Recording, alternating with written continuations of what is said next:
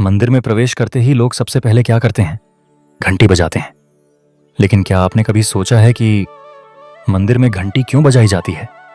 क्या यह सिर्फ एक परंपरा है या इसके पीछे कोई गहरा वैज्ञानिक और आध्यात्मिक कारण भी छिपा है? दोस्तों, मंदिर में घंटी बजाने की परंपरा हजारों साल पुरानी है। हिंदू धर्म में माना जाता है कि जब कोई भक्त मंदिर में प्रवेश करता है और घंटी बजाता है तो उसकी आवाज सीधे हमारे मस्तिष्क यानी ब्रेन को अलर्ट कर देती है।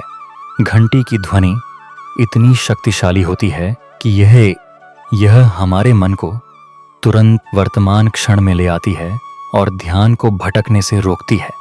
असल में घंटी की आवाज एक विशेष प्रकार की ध्वनि तरंग पैदा करती है। कहा जाता है कि जब घंटी बजती है तो उसकी गूंज लगभग 7 सेकंड तक वातावरण में रहती है। यह समय हमारे शरीर के 7 ऊर्जा केंद्रों यानी चक्रों को सक्रिय करने के लिए पर्याप्त माना जाता है।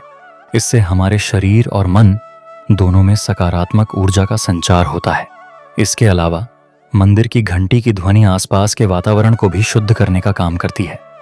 वैज्ञानिक दृष्टि से देखें तो ध्वनि तरंगें नकारात्मक ऊर्जा और कुछ प्रकार के हानिकारक जीवाणुओं को कम करने में मदद कर सकती हैं। यही कारण है कि पुराने समय में मंदिरों में बड़ी और विशेष धातुओं से बनी घंटियां लगाई जाती थीं, जिनमें तांबा, जस्ता, कैडमियम और टिन जैसी धातुएं मिलाई जाती थीं। इन धातुओं के मिश्रण से उत्पन्न ध्वनि बहुत प्रभावशाली और गूंजदार होती है। आध्यात्मिक दृष्टि से भी घंटी बजाने का एक गहरा महत्व है। माना जाता है कि घंटी की आवाज देवताओं का ध्यान आकर्षित करती है और भक्त की प्रार्थना को उन तक पहुंचाती है।